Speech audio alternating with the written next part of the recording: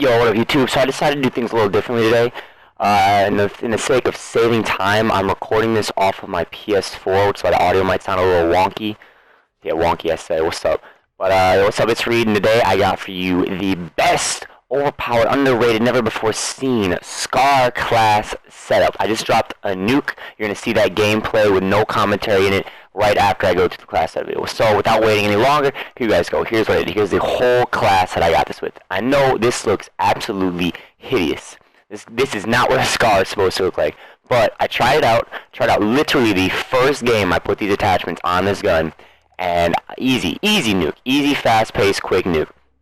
So originally, I was using a full recoil control Scar, so I could just beam kids from long range, but it just felt like I had a fat-ass LMG in my hand. It was so slow and hard to maneuver and hard to just move around with that thing. It was really good if I was posted up. I could beam anybody from the bridge on Quarry all the way up to the hill. No problem. That's like 3 bullets, no biggie.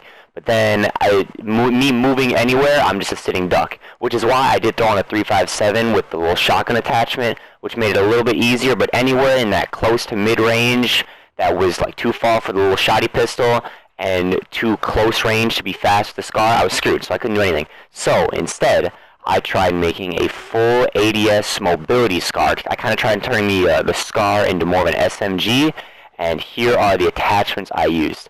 Forge Tac CQC Pro, ADS and movement speed. It adds recoil. It removes some bullet velocity, so you're not really going to want to try and go for those long-range gunfights. 5 MW laser, hip fire accuracy, and sprint to fire speed. The main thing here was the sprint to fire speed. It's like having dexterity from BO2. You always want to be able to go from sprinting to shooting as fast as possible for those best entertaining gameplays. And the unfortunate part here is this laser is visible to enemies. So you just always got to be consciously aware of that. You got to know that that's going to happen, that they're going to be able to see you if you're coming around a corner pre-aiming it. So you just got to, if you're pre-aiming a doorway or something because you know somebody's coming, you got to just have your crosshairs on the wall or something so that way they can't see the laser coming through.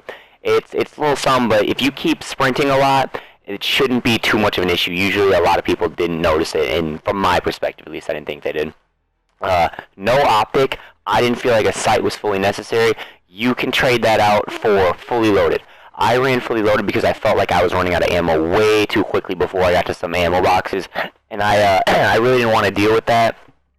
I didn't want to have to deal with sitting around the ammo boxes making sure I get full ammo, so I just liked starting off with fully loaded, but for other people, you might not find that necessary. The only reason why I really did go with fully loaded over a muzzle, underbarrel, or ammo is because all of these, the only thing that they do is slow you down, and that kind of defeats the purpose of what we're going for. Everything here is slower ADS speed or slower movement speed, and we don't want that. We want to avoid that. Same thing with an optic, too. An optic will slow down your ADS speed just a little bit, and that is what we were trying to avoid. So I went with a fully loaded perk. Stippled grip tape as your grip for more sprint to fire and ADS speed. Aiming stability is something I really don't think is all that too useful. I feel like it's not something that really necessary, so I always take the negatives on aiming stability because I feel like that's something I'm willing to sacrifice for ADS or sprint to fire or recoil control. And then for the stock, we got the collapsible stock, which you could go with just the close quarter stock for just the ADS speed and better recoil, but I felt like this movement speed on the Scar was very nice to have, and I felt like the recoil control, all the negatives in recoil control that you have, it's really just the CQC Pro and the collapsible stock. They really didn't add all that much recoil. Like it was a struggle. It was a little bit harder to fire full auto, but if there's anybody long range, you can just tap them. If they're that far away that you can't full auto, just tap, tap, tap, tap. It should take no more than 4 bullets if you hit all 4 of your shots. So there you go. There's my ugly ass, really hideous looking Scar. Completed off with the beautiful, sexy platinum camo because, Damascus is still not in the game, even though I have every gold gun in the game. Anyways, that's not today's video. That's not what we're going to talk about. Bravo, stand by. Claymore set.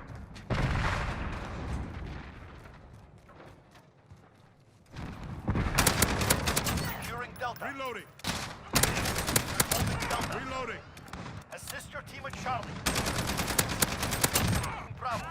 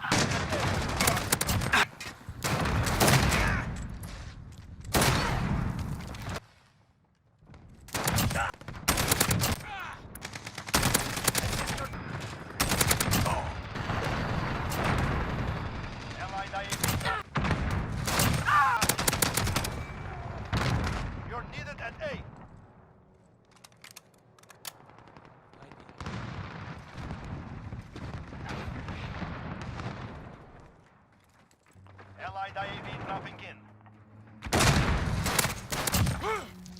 Enemy lost Delta. Enemy control AO. Taking Bravo. Watchtower. Passcode is set. Beginning launch sequence.